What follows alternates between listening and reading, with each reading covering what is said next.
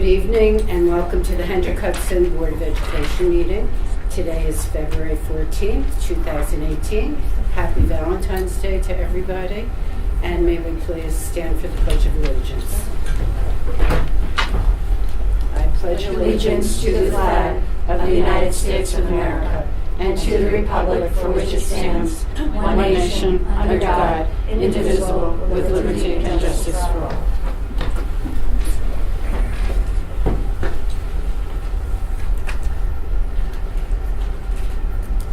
Could I please have a motion to approve the agenda as presented? Yes. Second. Second. All in favor? Could I please have a motion to approve the consent agenda? Second. All in favor? Acceptance of donations.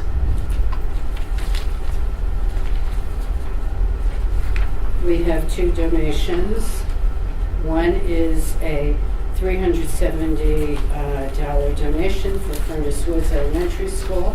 I would think that that's the matching donation, so we thank whoever made that, and congratulations to Furnace Woods for enjoying the fruits of that donation. Second donation is to Blue Mountain Middle School PTA for $2,852.46. They're supplementing the cost for arts and education in Blue Mountain Middle School, so thank you to Blue Mountain School PTA for doing that.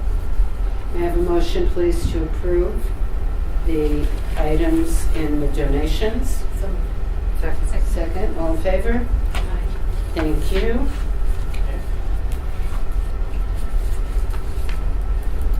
Next, audience comments. Okay, and now we're on to superintendent's report.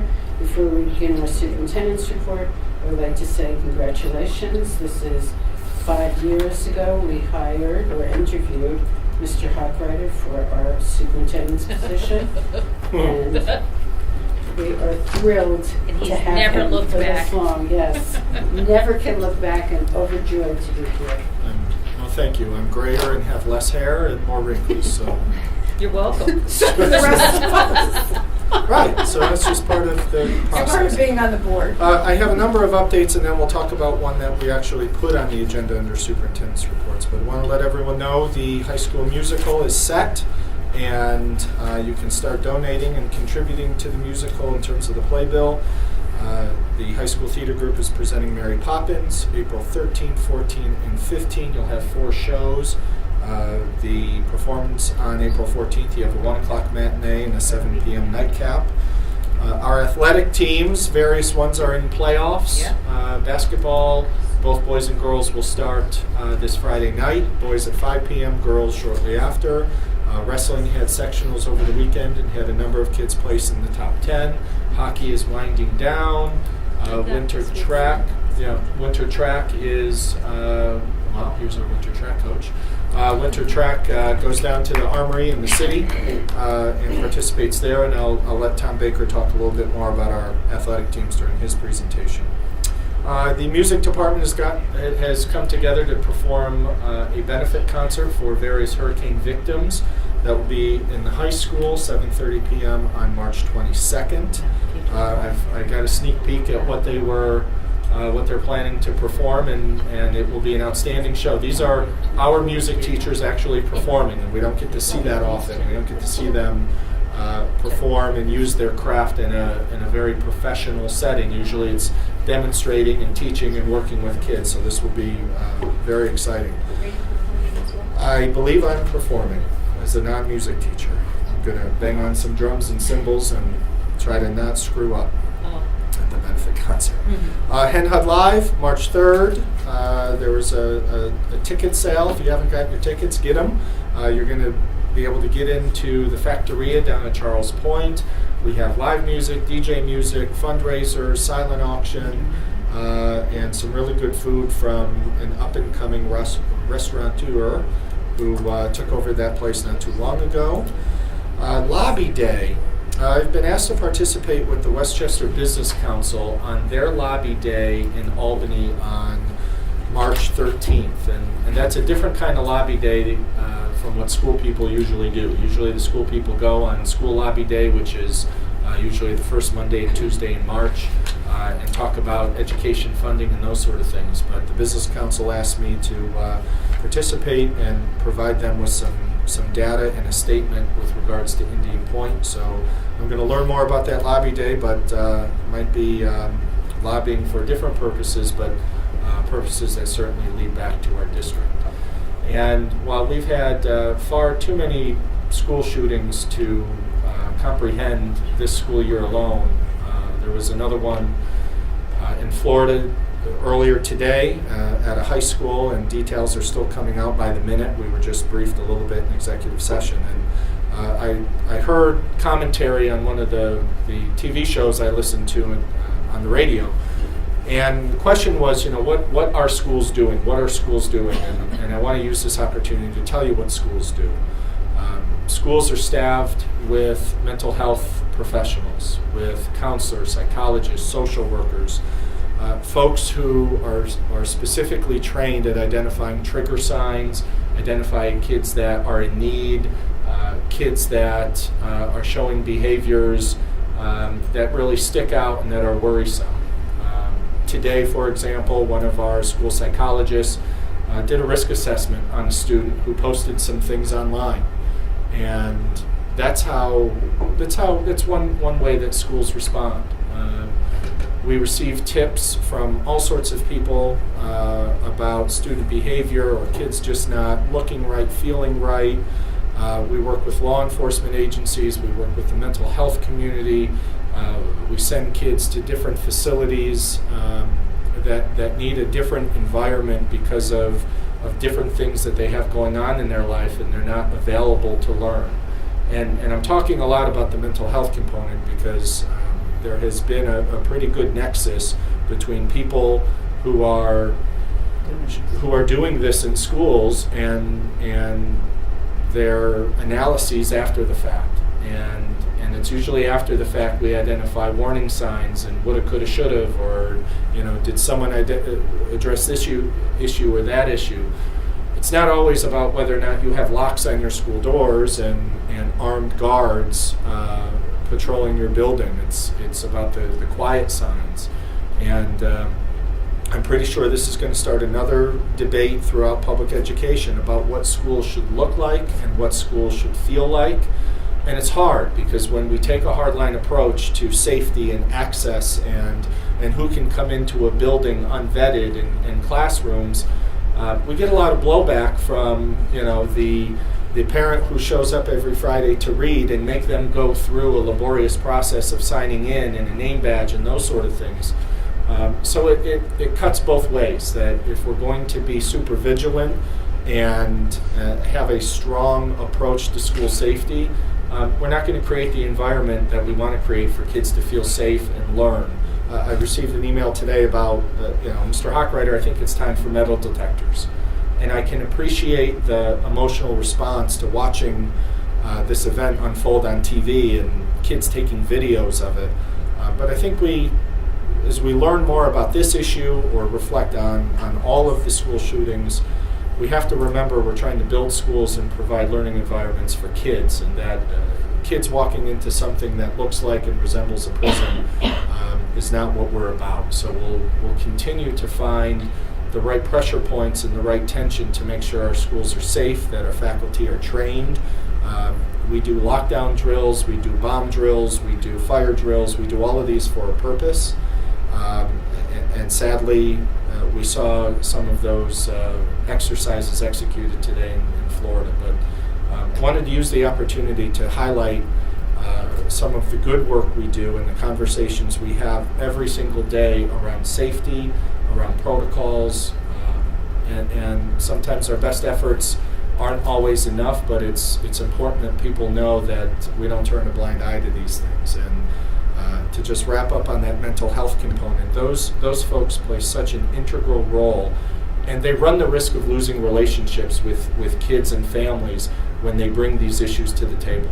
I was in a meeting last Friday with a family and a therapist and an administrator about a kid in need, and it's really hard to deliver that message to a family, but that message is coming from people who are trained, who know their craft, who know what they're doing, and those messages are about care and support and how we help kids. And maybe that's where our next piece of education will be. It will be with our parents, because we're trying to keep everyone safe, and sometimes that means we have a really difficult and a really unfortunate conversation with people about what we see. We see kids oftentimes more than the parents do. And we see different behaviors, and we see them interact in different settings and with different kinds of kids. But there's a lot of risk when you tackle this issue and try to address significant student needs. And I applaud all of our people who do the hard right thing. And I hope parents understand that whether it's overt or covert, we are as prepared as we can be, and we have outstanding people that are ready to work with kids in need. And my thoughts and prayers are not only with those victims and their families in Florida, but far too many of these things have happened in my lifetime, and it happened before, shortly before I came here. But I know this community and neighboring communities were rocked by Sandy Hook. So a conversation for another day, but this one just seems different to me. I don't know why, but it just seems different, and wanted to use tonight to make a comment. And again, our thoughts and our prayers are with the families who have lost children, the families who are trying to keep their children, from being overly upset. It's just a very difficult time. And the again, first responders who have to go in there and, handle everything. And again, I applaud all of our people that work here and work in schools and help children through the difficult times. It's very unfortunate. So I'll wrap up my comments with our first blush at the 2018-19 calendar. It's online for folks keeping score at home, and board members have copies. In the last number of years, we've commented how uncoordinated the calendar has been based on where holidays fall, state testing, last day of school, those sort of things. So this is a draft that essentially was born out of initial consensus from districts in our BOCES region. And we certainly have an opportunity to make adjustments. And the interesting thing is all 18 school districts in our region have very, very different demands that they have to meet in terms of their contract. So Margaret spearheads our calendar committee with various union officials to make sure that we're meeting all of the contractual requirements.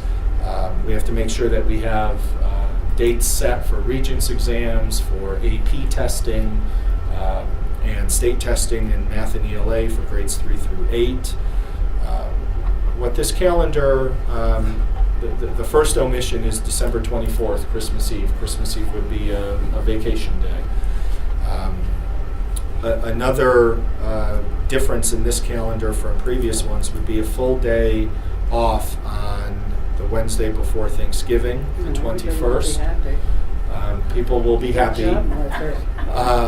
But what this also calls for is it calls for a start on the Tuesday after Labor Day, and that's been a theme that we've fallen into, and I think it's a good one because we're able to bring teachers in the week before on that Wednesday and Thursday, and that's a really nice opportunity for blocks of uninterrupted time. For district initiatives, grade level, building level initiatives, teachers to collaborate, and it started with maybe not a whole lot of fanfare or excitement, but staff have actually asked for it, and we're in a position with this calendar that we do not necessarily have to bring staff in on those 2 August days. We could start school later, but we have been successful with doing that. Having right after Labor Day be a school day on Tuesday the 4th. Mm-hmm. We try to partner with BOCES as much as we can. We have hundreds of students that use BOCES services, so we try to get as close to them, and they try to get as close to the consensus of other calendars. I'll move your attention to April. Some districts are moving their April break to the following week, the week of the 22nd. We're recommending not doing that because that's too close to AP exams, and we have hundreds of students that take AP exams that will start those first couple days of May. A week off in February. Some districts' contracts don't call for a week off in February. Ours does. Some districts are moving to long weekends around that February break and moving days off in other areas, but it's one of those areas where a week off in February is a contractual obligation that we can't break. I did mention the day before, Christmas Eve. I'll let Margaret talk about any other different anomalies in this and our next steps. So Calendar Committee is a delightful group of staff, and we do the staff calendar before we transfer it to the parent calendar. So this parent calendar is not as up to date as the staff calendar is. I didn't realize we were going to share it tonight, otherwise I would have made some more edits to this. Yes, as Joe said, we do have obviously Christmas Eve off. We did not arrive at taking the full day before Thanksgiving capriciously. We looked at data, our attendance data for the past 2 years. We looked at what neighboring districts are doing, and we made the decision that it was prudent to take the day rather than run at something significantly less than full staff in terms of children. What also is missing from here that we already know about is Easter Monday, which is April 22nd. That's a day off as well. And anything else, there are still some rating days that we have to place in June. There's a rating day on June 27th. So while children are already gone off for their summer, the staff must be in session that day. And there's another rating day that we're trying to place for the K-5 division that we're still talking about. So there'll be maybe one or two most minor shifts to this before it goes public, and then obviously we'll take the staff calendar and we'll superimpose it onto the parent calendar. What the staff sees that the parents don't see is all of their meetings are also incorporated on their calendar, which helps us to not have to send 85,000 emails to people saying this is a grade level meeting, this is a department meeting, this is a faculty meeting. We just color code it and we have a lovely time together designing that. So I think maybe the next board meeting we should be ready to put it in front of you for serious discussion. We should be close. Our superintendent's group was supposed to meet last week on whatever day of the week we had, or whatever snow day or late arrival. So the BOCES is still massaging it a little bit, so there's still some wiggle room. Yeah. You say it's 181 student days, and that's, I don't know if that's, but you also just took 2 more days, so is it down to 179? No, it's 181 with the 2 days that aren't reflected there. So it's Did you take 2 days from somewhere else, or we just needed those other 2 days to make the 180? Right, you One. needed the other 2 days to be there, a So total of 181. We had 179. Yeah. We had no, we had 183. 183. We had the other one. 183. And We had now, last year we ran at 182 for students and 185 for teachers. no, but I'm just saying you had those 2 days that you just gave back. So then originally it would have been 183 would have been the appropriate number of total student days. Right, if we had, but honestly, that was never under consideration. The only date that was under consideration was the Wednesday before Thanksgiving.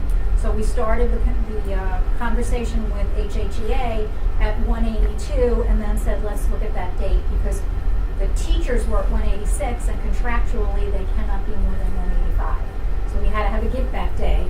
That day, once we looked at the data, that day made the most sense. The attendance on the day before Thanksgiving is the absenteeism is almost 3 times higher than a standard day. Is that kids or teachers? Kids.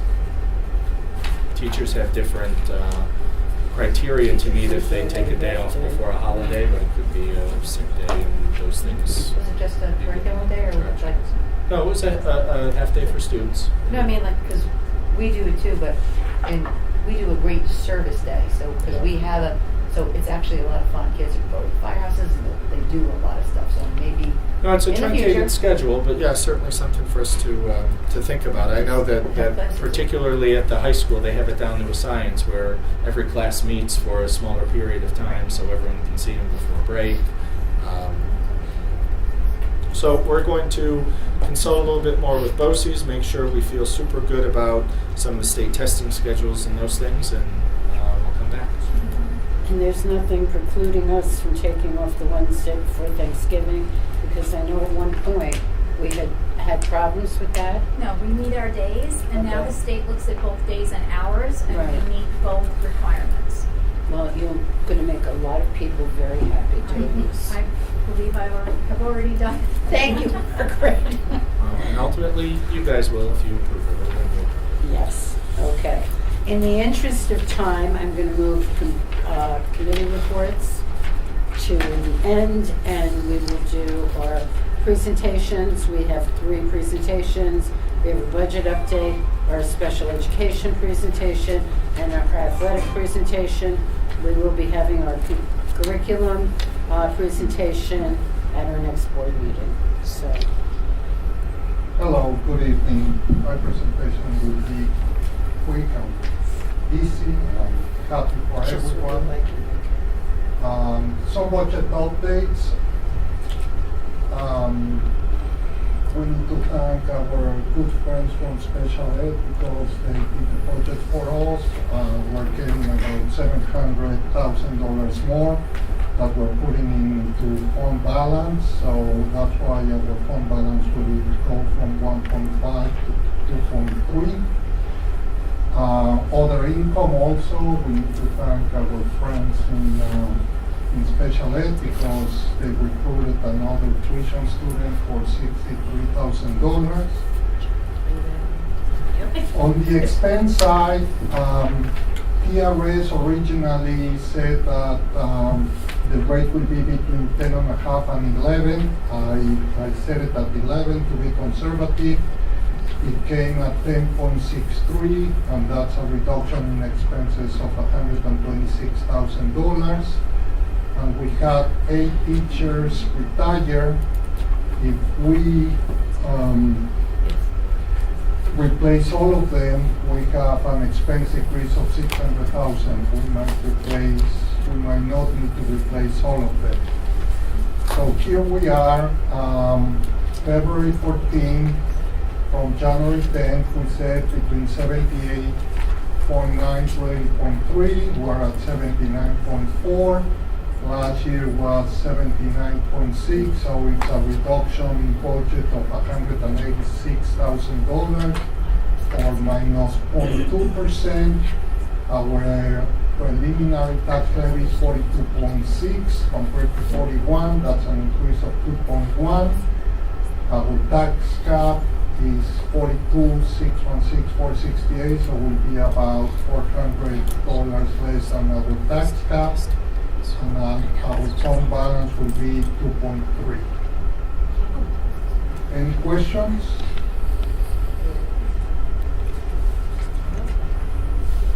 No? Next, please. Thank you very much, Enrique.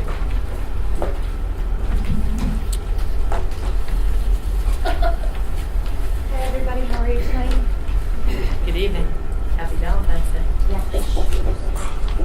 So, I was obviously tasked with doing our budget here at Special Services. Ricky kind of stole some of my thunder, so it's kind of sad with my stats, but there's other things that I can share with you. So we're gonna look at the comparison from year to year. You'll see some serious increases, but my next slide will kind of discuss that. But the first 3 or 4 lines are really contractually based, so there's not a lot of control that we have over that. That is contract. I'm going to try to explain the teacher salaries, how it went to. Go ahead. Yep. So a year ago when we were here projecting the pupil personnel budget, you see that second line, I'll just use the FTE, 50.65. That included all of the folks that come under the PPS budget. You'll notice that for 18-19, that number has moved to 52.65. A year ago, we did not anticipate hiring 2 additional teachers. As you'll recall, over the summer, we had 2 splits, and both of those splits happened to be ICT classrooms at BV and Frank G.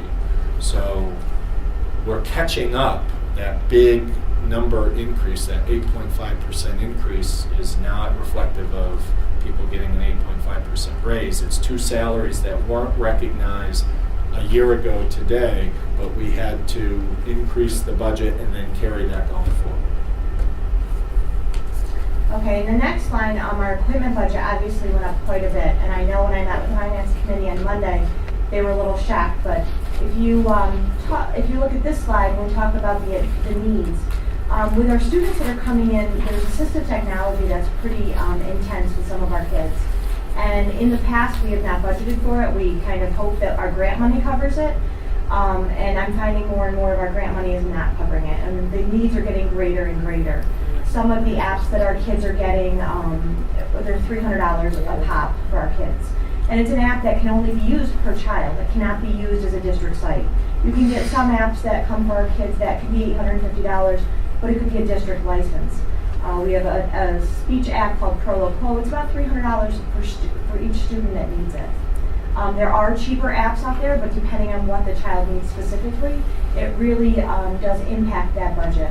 And also the other thing that we've looked at is our furniture needs. There are some real serious needs with our students, whether in ICT or ABC, and I'm finding that some of the general students are using some of it. We just bought some standing desks, some chairs with the yoga balls in them, some stools that they can sit on but they go back and forth. We're finding that that's actually creating more engagement within the classroom, so the students are ready for learning.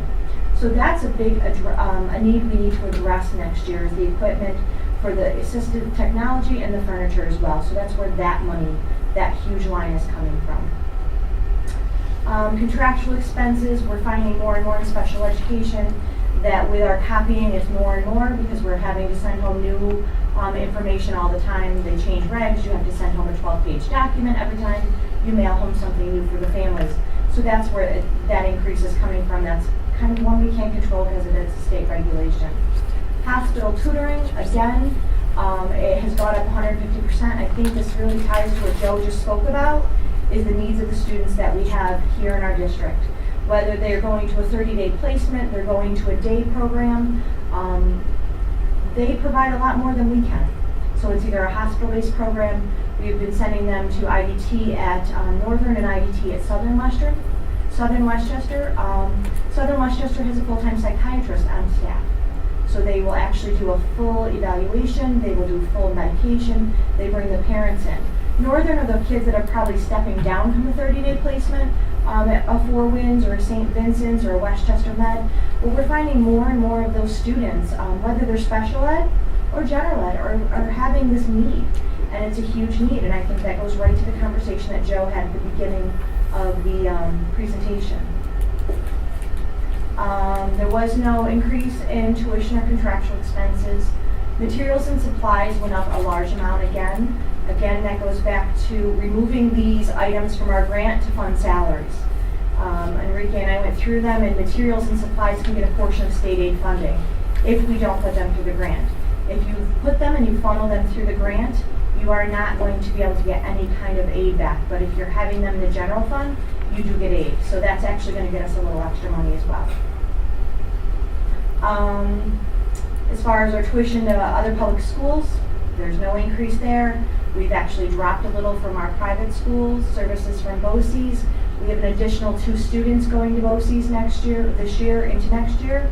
A couple graduations. We're slowly bringing kids back, which will probably be another year before we have the program solid, before we can bring students back. As I'm doing out-of-district placements and reviews, I'm seeing a couple kids that are probably going to be ready to come back next year, so that'll be a good portion of savings for us. Related services from BOCES again went up, and services from BOCES just because these are services above and beyond students' IEPs that are in a BOCES program, so it's OT, PT, speech.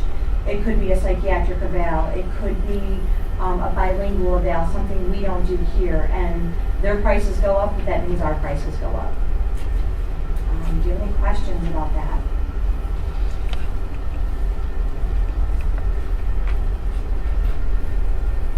Okay, so here are our revenues. So our IDA grant, our 3 to 5 year olds went down this year, but it's because of the number of preschoolers we actually had enrolled. We have about 25 outstanding CPSE referrals that parents don't sign off on. They feel their children don't need services. that has dropped our number dramatically. So our grant is based on the number of students we have enrolled. Our 5 to 21-year-old, we have 580,000. So we did pretty well there. That money has been utilized. We're going to really focus that on salaries next year. Our stack that we've gotten right now, that Ricky talked about, was 788,000. What I will tell you, we just got our high cost for 16-17, so there's more stack money coming in. We just started getting their transportation out to them for the last couple of years, which will also help us. So this number will be larger. How much larger, I don't know. We have a meeting on the 22nd of February with the people from the state to really go over these numbers. Tuition for ABC, obviously that's going up. Enrique had talked about us getting another student. I think we just accepted another student, so that tuition is going to go up, which is nice because that helps supplement those classrooms and the things that we need. But there's also going to be other billings that's going out. I'm finding when I walked in, there wasn't a lot of summer billing that was completed. So kids attended and billing wasn't done. So if you know about the state report or the state tuition, they set a tuition, but it's like a year behind. So we're almost 2 years behind in billing, so that's going to be another nice income for us once we get the state number. And I know Enrique's looking at that daily to make sure that we have those numbers. Talk about the TBD and the grants that, this operates different than state aid, and it's not a projection, it's based on. It's going to be based on student enrollment. So we aren't going to know that until probably the end of June, beginning of July is when they open that up. So we'll have to see what our numbers are. We have a lot of kids coming out of the 3 to 5-year-olds and actually coming into kindergarten. I think we have, I'm trying to remember the number, I want to say it was like 38 we talked about that are coming in. A lot will be declassified, which is very exciting for us. But we do have at least 38 kids coming in right now as a preschooler with a disability. Is that going to be a need for an ITC class? That in will be, kindergarten? yes. Right now we're slated to have 2 ICT classes, which is an extra section, but we have staff that we can utilize and we do not need to hire more staff. Okay. Yeah, so we've actually projected our numbers. We've been working with the ICT teachers, the ABC teachers, and really looking at our numbers and making sure kids are placed appropriately. Well, I know the rotation is going to be at Furnace Woods next year. Yes.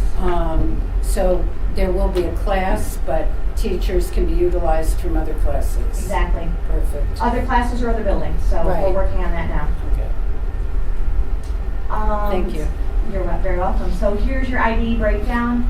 Again, you can see where we've taken, maybe 60, 76, maybe about $80,000 to $90,000 out with purchase services supplies. That's going to go back into our fund that we talked about, so we can get some aid on that. In the 619 grant, you really can't take a lot out of it. It's not a large grant, but we'll do the best we can to push that towards salaries. We do have a little bit of carryover money that we're trying to use for professional development once the spring comes, and I'll talk about that in my next presentation, whenever that is. And carryover money is the grant term for reserve. But what's different about these federal grants is you have to identify your carryover, you have to write an appeal to the state, they have to grant it so you can physically carry it over and use the money for different expenses. So it's typically money that was underspent for a number of reasons, just like our school district budget is sometimes underspent. Because remember, most of the things we put in the grant are just an estimate of what they are, and sometimes they can come in lower. So that's why we have that carryover money. It's not because we didn't utilize it, it's that things came in a little bit cheaper. Any questions? Are we doing all the grant writing that we can be doing? From what I'm seeing right now, we're doing the state grants. There are other grants out there. Eventually we can get there, but I think we need to get our stack money done the right way to begin with, because we're so far behind in stack, and I think we're pretty close to catching up, and then we can start pursuing other avenues. There's other things out there. Right? Weren't we under the impression? No, staff needed. I thought that remedy. Just a quick question. Yep. Is 38 a big number for little kids coming in that are something? That are students for preschoolers with disabilities. Yeah. Remember that they may have a disability because they need speech. So that doesn't mean that they're going to need that and have a disability when they walk in our doors. Is that a large number? Right, that's what For Hendrick Hudson, I'd say it's actually small. Because What is we have our about usual? 25 kids, about 70. We have about 25 kids that have not had signatures from parents We've sent out consents. There's an idea that there may be a disability, but those parents are saying we don't want services. So we'll screen them when they hit kindergarten, see if they do need the services, and we might be able to do building level services before we go to classification.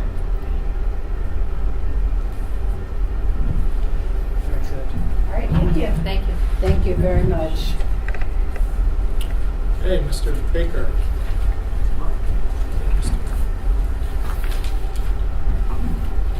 Evening. Valentine's Day. All right, for the athletics, put together a few slides here. As I typically like to do, I like to show off the highlights that we have in our athletics department. So going through those, our participation rate is at the highest we've been in many years. We've typically hovered around 54, 55%. We are now at 62% that have played a sport in the last 3 seasons. That represents 722 kids from grade 7 through 12.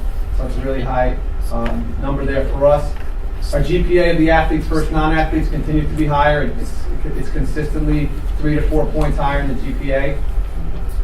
We continue to have New York State Scholar Athlete teams in the fall.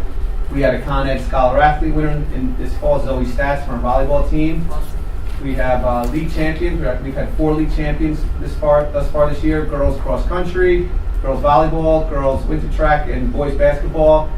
We've had teams and individuals competing for sectional championships. In the fall, the volleyball team played in the Section 1 championship. In the spring, girls lacrosse played in the Section 1 championship. Most recently, as Mr. Bachreiter alluded to, we had a very successful track meet the other night. Eli Aronson was the Class B high jump champion for Section 1. He won that. Multiple individuals competing at the state qualifiers. We had 2 girls in the swim championships in the fall of Ithaca. We have a boys swimmer / diver who finished 2nd overall in Section 1 diving championships last week, and he'll be going off to the state championships in March. So we've been competing at a high level as well. Our teams have raised money for various charities. To name a few I put up there: for breast cancer awareness, Friends of Jacqueline; children's diabetes; mental health awareness we've done as well; addiction awareness in St. Jude Hospital.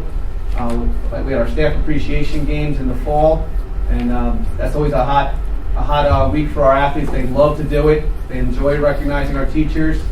I've been asked to promote that program at next year's New York State Athletic Directors Conference. I've been asked to promote that program at the statewide conference. So it's something that's really taken off in our area. And it comes from the kids. They enjoy doing it.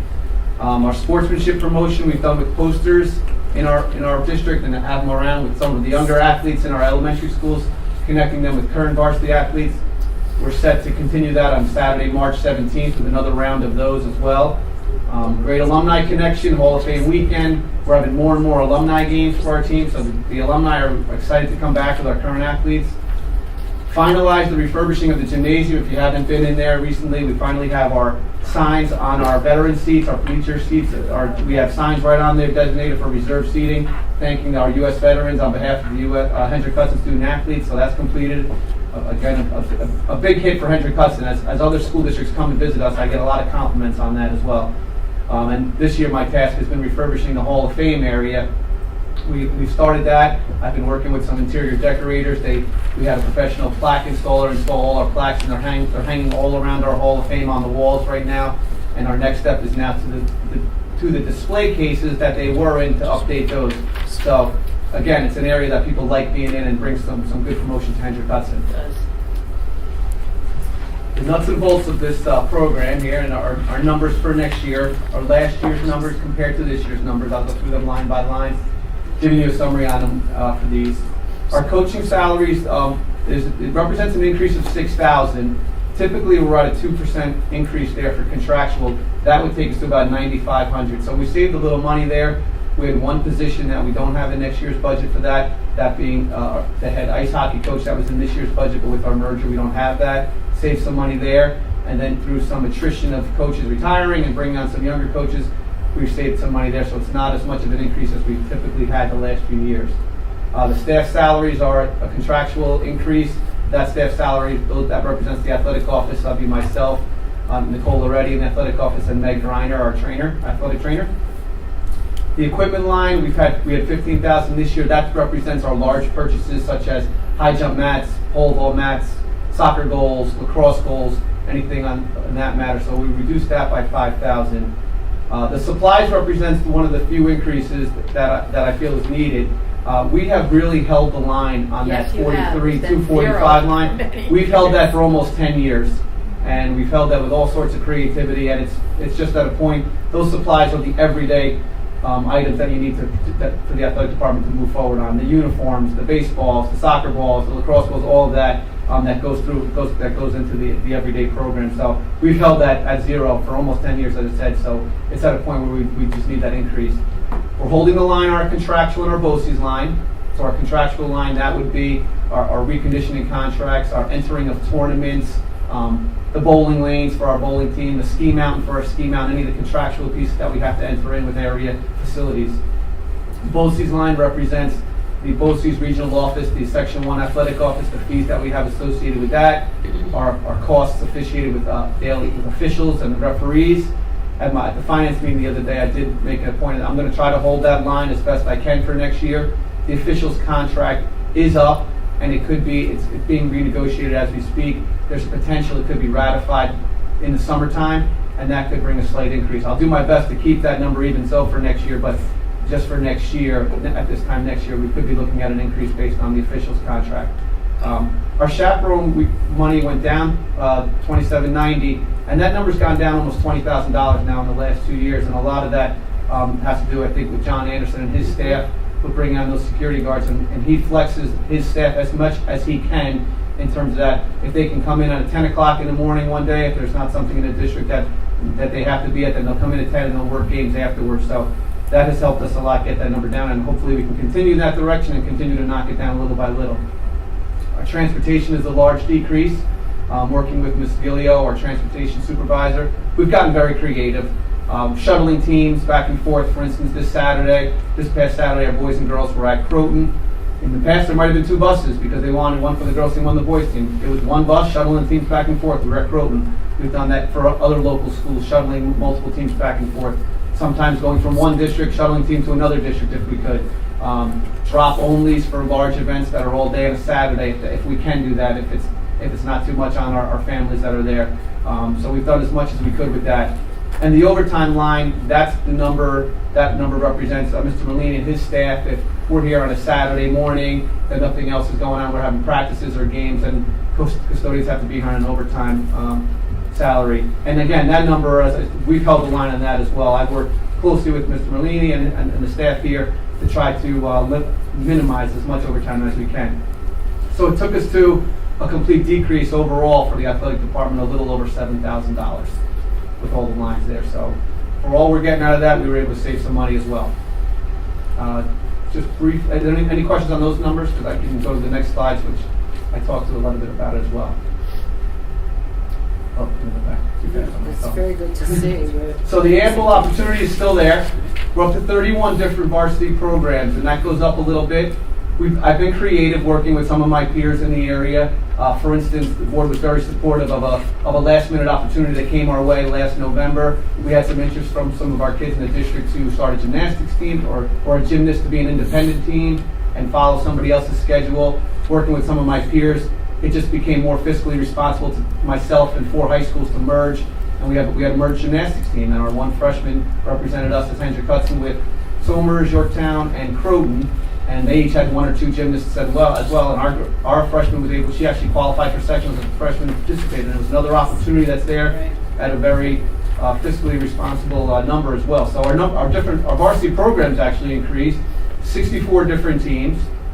And as I said earlier, that's 62%, that's 722 of our student athletes our student athletes from grade 7 through 12. That's up from. That's up. That percentage is almost up 5 or 6%. Yes, it was. Yeah, we were always about 55, 56. That's as high as it's been in many years. And then, as I said throughout my presentation here, we're continuing to be as fiscally responsible as we can. Transportation overtime, the flexible scheduling of our chaperones, our security, building overtime, the attrition of staff help in the coaching salaries, and our equipment line reduced. I will be able to work with a reduced line there for next year. So I think for all of that, for all we get out of that, and our kids bring a lot to our program, a lot to the district here, to all of our programs. So it's a place to be proud of, and I am every day with them after school here. So In the words of one of our coaches, it's a great day to be a sailor. Well, we would like to thank you for being in charge of our sailor program and being recognized for being an outstanding athletic director.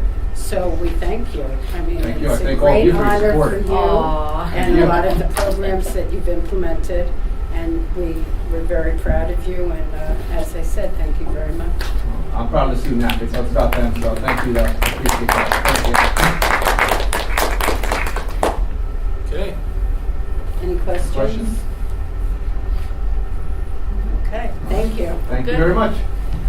Now we have Mr. Hochreiter who's going to do a facilities committee update. So Enrique and I will handle parts of this, but I want to take everyone on a trip down memory lane here. We have been rekindling the conversation about facilities for a couple months now. It started with asking our community to weigh in on a potential bond back in November and December. So, what is this? Oh, good, I can do it too. So on January 10th, we were here about a month ago, and we were talking about and sharing the survey feedback from the fall of 2016 and 2017.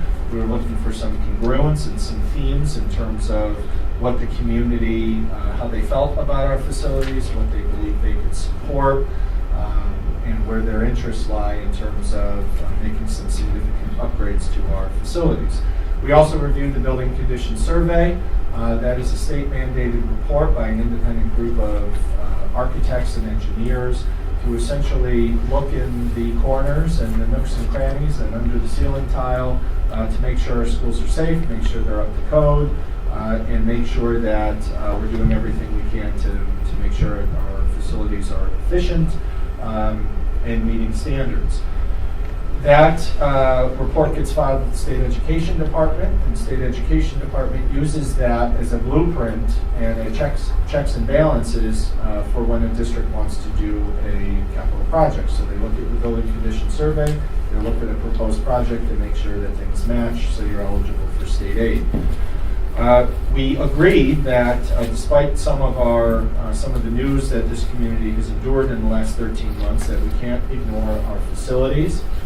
That kids need to have safe learning places, they need to have learning spaces that prepare them for a changing workplace, and that it's our responsibility to make sure that we provide those.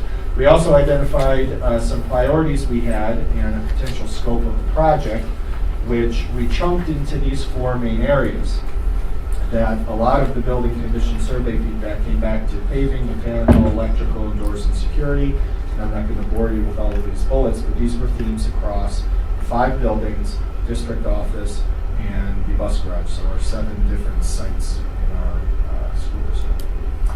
We also had recommendations that were school-specific that got into community interests. So for example, in addition to your typical masonry and roofing issues at the high school, we had conversations around upgrades to the auditorium, the science classrooms, and the track and field. And over the last 16 months, we were asking our community what they felt about those facilities and if they thought they should be improved and whether or not they would support action through a bond to improve those facilities. At the middle school, in addition to ADA issues that we'd like remedied in the locker rooms, we again talked about the auditorium and science classrooms. And the main issues that will need to be addressed and remedied should we move forward with the project at the 3 elementary schools would include, but again, not be limited to, ADA issues at Furnace Woods and BV. And there were some concerns around making sure we had enough green space and play area for the kids at Frank G. Lindsay. So all of these were big chunks of information that we were interested in studying a little bit more. So back on January 10th, we committed to putting ourselves on a timeline to help us move forward with the decision-making process, and that leads us to today on Valentine's Day. That we had some issues that we had to resolve, and we had to determine whether or not we wanted to take the next step. So the first step in that conversation is talking about financing of the project. The board was committed to making sure that we agreed to a project that did not raise taxes or the tax levy. that we have an opportunity to reissue some retiring debt over the next 5 to 8 years, where if we reissued that debt on a certain cycle and a certain timeline, we could engage in a capital project that we could tell our community with certainty it would not raise taxes or the tax levy. A lot of districts are doing that. They're matching future projects with debt that they have coming off the books. Croton is one of them back in October of 2016. And you could just open the Journal News or go online and hear about different districts throughout Westchester County or the Lower Hudson region having projects approved. And oftentimes, if not all the time, those projects are being approved because they reissue retiring debt and it does not increase the tax levy. So we get to a point where we talk a little bit about A, do we want to move forward? B, what do we move forward with? And C, do we put this together for a potential vote in May of 2018? So we talked to our architects who gave us a draft pre-vote schedule. And we said to them, what would our timeline look like if our end goal is a May 15th public vote? And I think that's an important timeline because for every vote that you hold outside of or in addition to your normal school budget, school trustee vote, you're talking about a $10,000 expense to hold a special vote. Roseanne has to talk to the Board of Elections and have staff, and we have printing demands and other timelines we have to meet and transparency requirements to meet with the public, that if we did a capital bond vote at the same time of our budget vote, certainly we're not spending another $10,000 and we would have some efficiencies in terms of our timelines and our communication expectations. So if we stay committed to a potential May 15th vote and back up, you see pretty much the month of April, and could be earlier, are opportunities for us to network with the community and identify and share with them what's in the project, why it's important, why we need this financial investment for them to make on May 15th.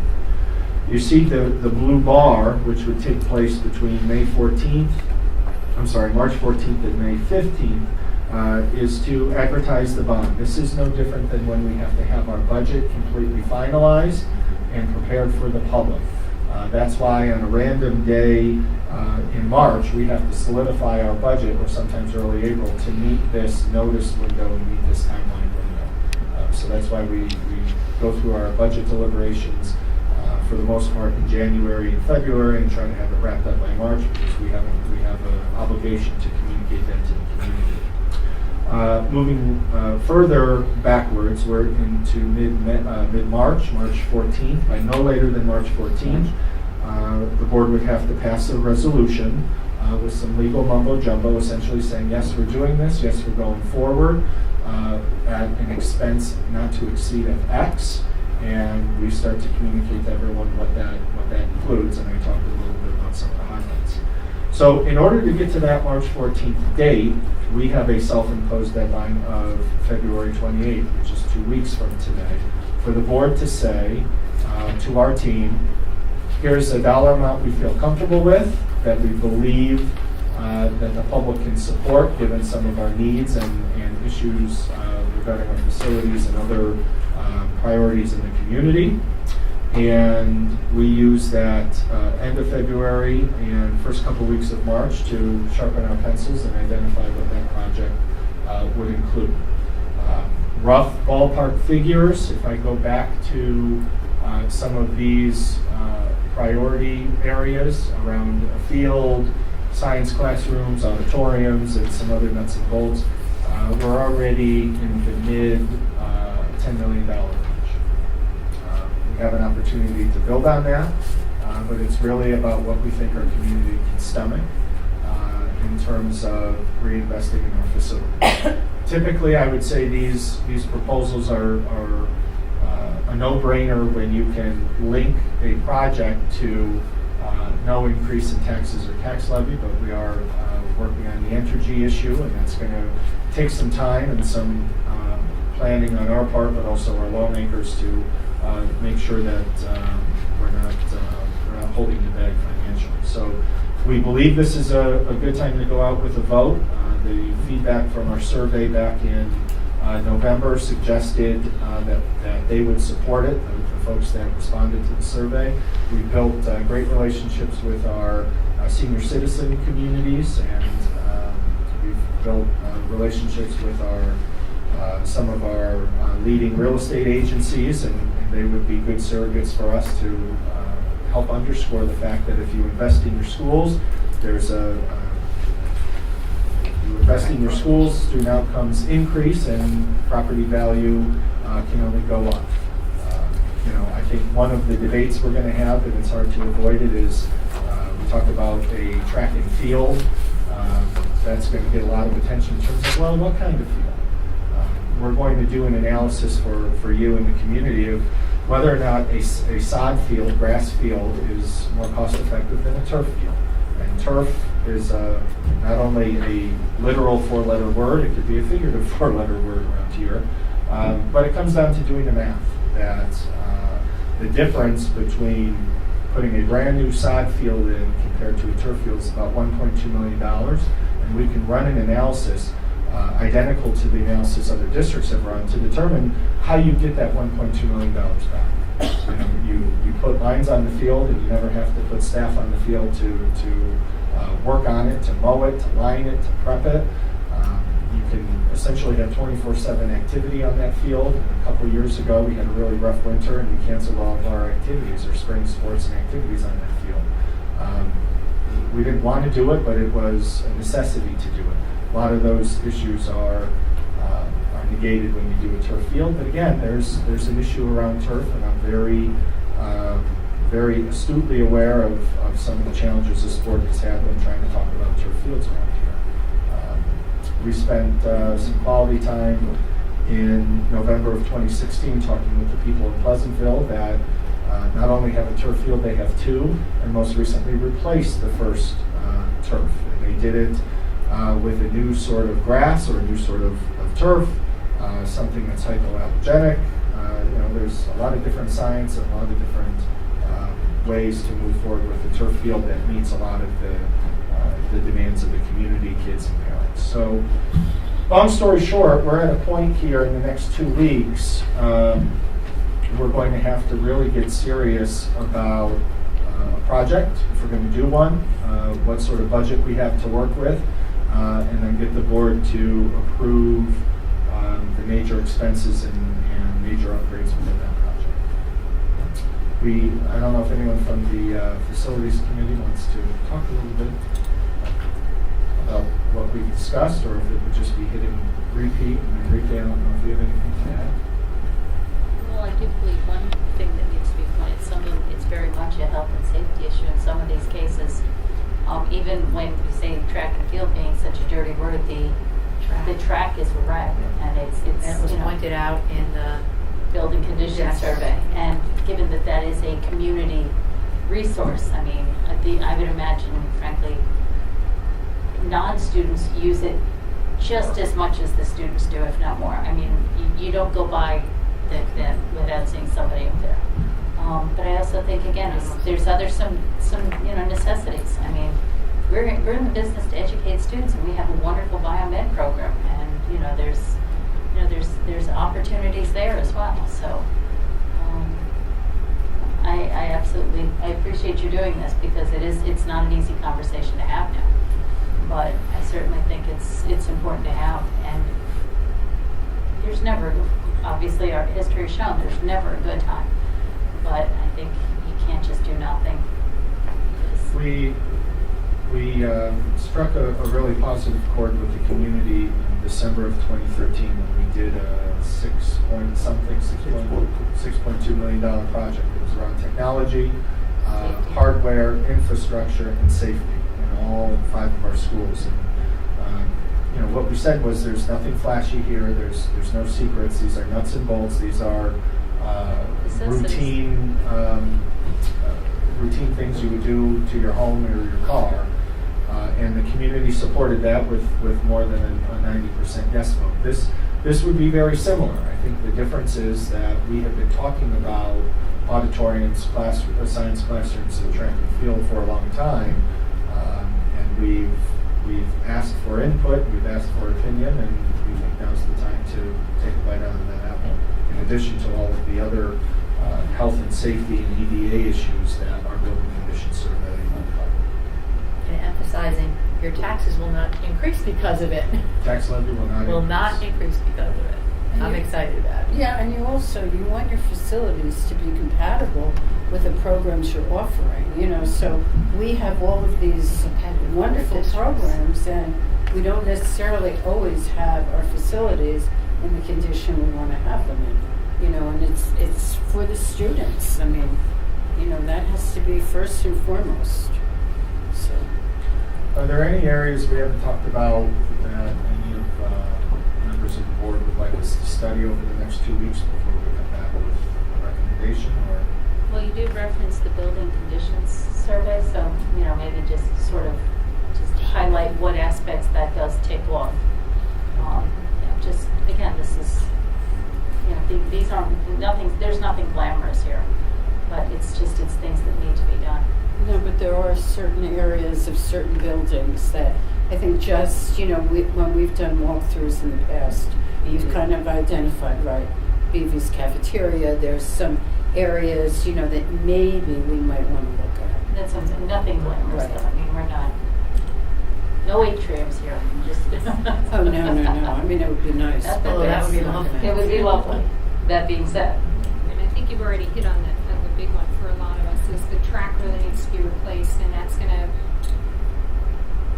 fatally damage the field in between. So something's going to have to be done to refurbish and replace that, whether it's natural grass or whether it's a turf field. And getting the difference in price between those would be helpful, even though I know there are some health and safety concerns. People have both directions in maintenance. well, but that information too, the health and safety, the options for track, Right. and the comparable costs. But I also think that information has to be made available, and people are going to be coming with questions, and I think it's our responsibility to provide those, answers, or at least if we can't have all of the answers, have the information.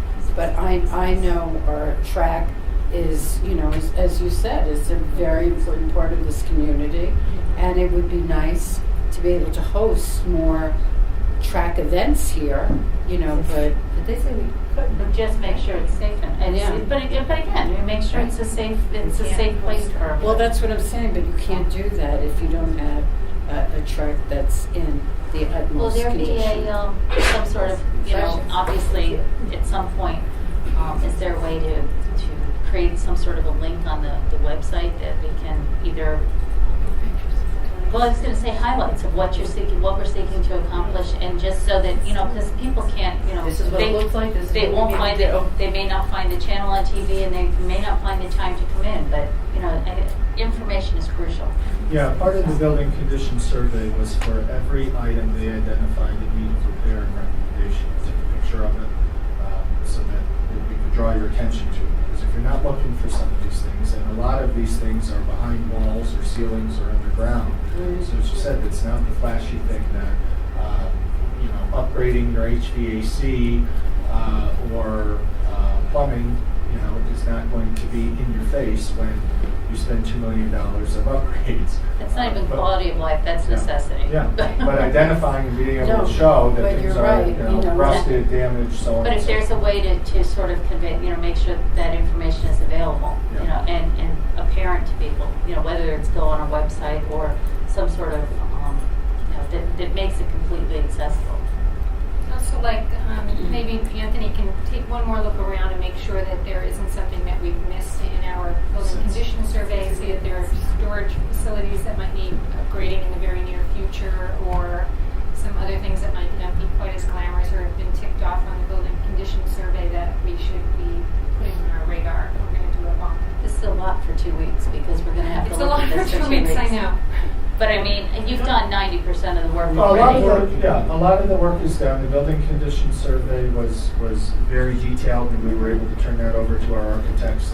And I'm looking at the information being available, should we choose to go ahead with this, and what we choose to have that information. Right. Like between March 15th, or even February 28th to Oh, yeah, May that's the 20th idea. or whatever. yeah, it's a 10-week campaign.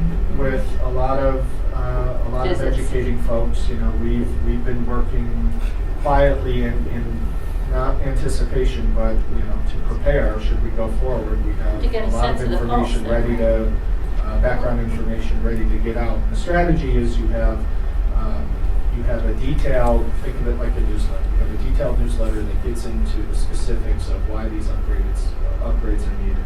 And then you move out a little bit and you identify the big ticket items with visuals and pictures and identify the needs.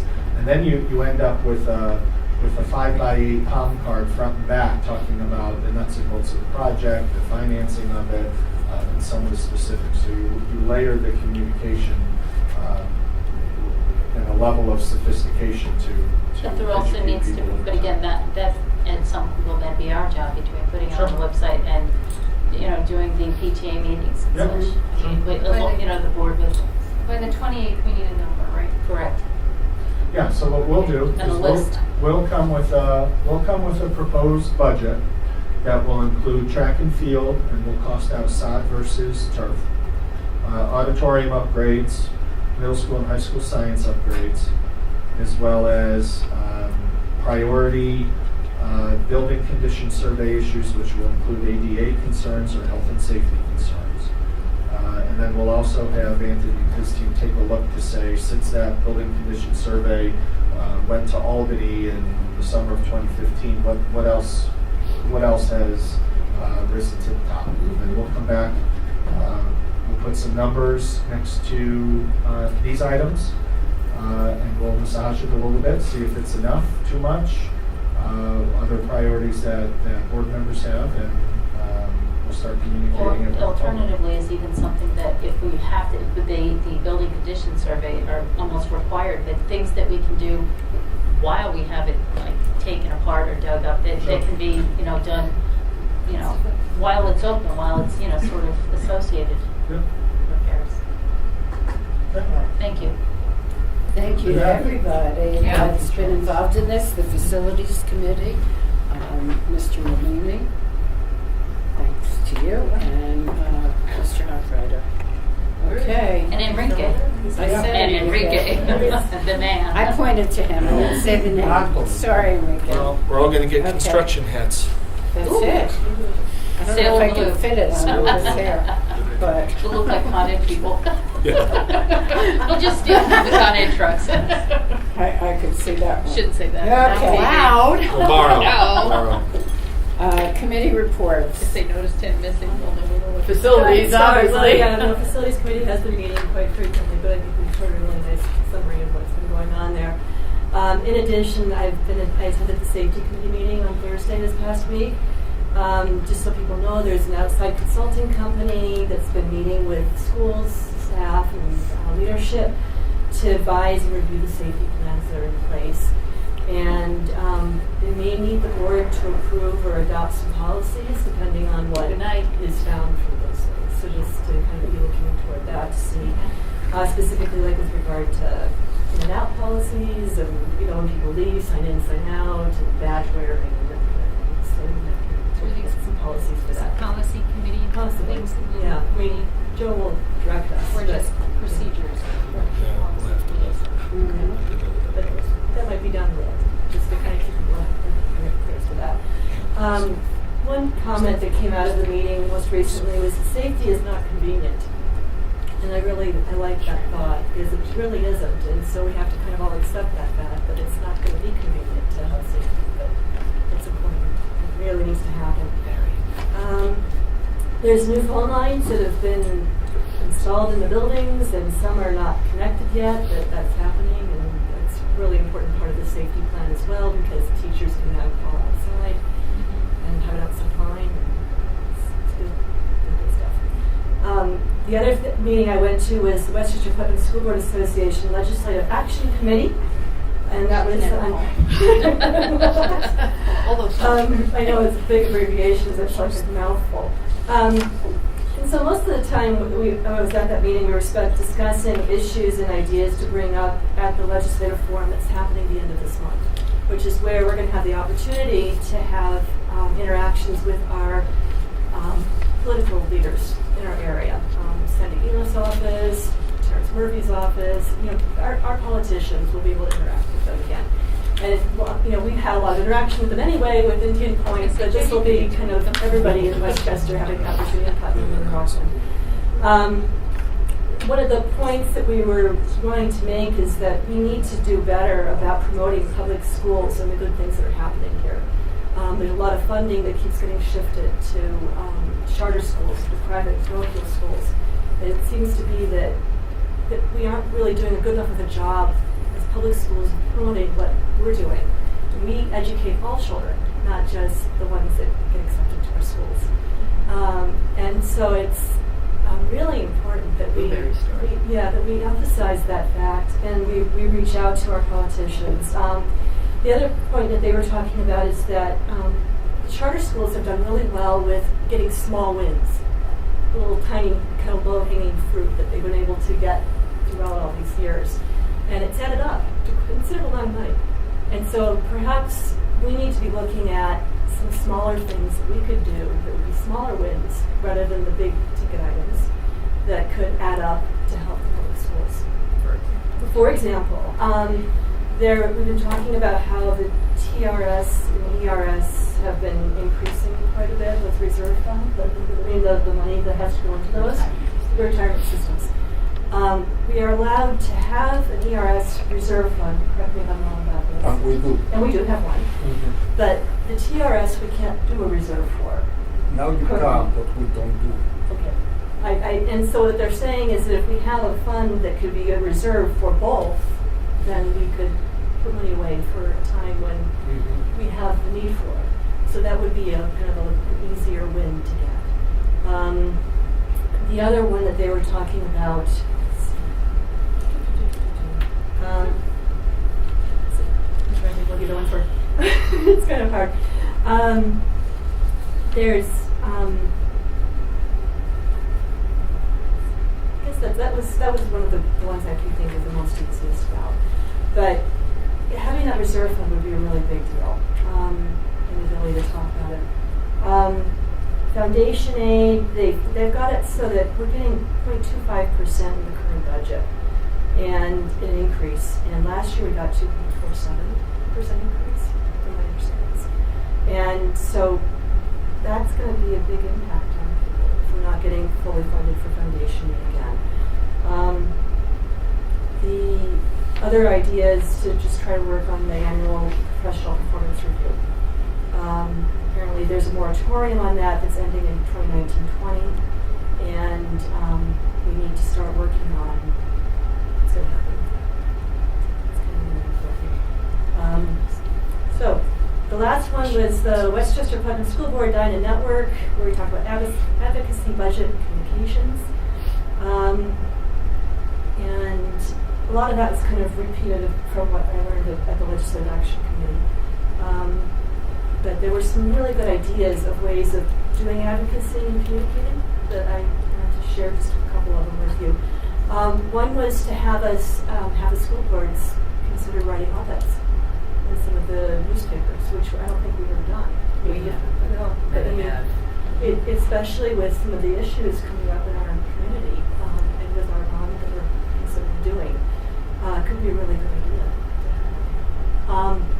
Another idea was to invite politicians to come into our schools and to see, and we've done that, but we need more. And then also to have,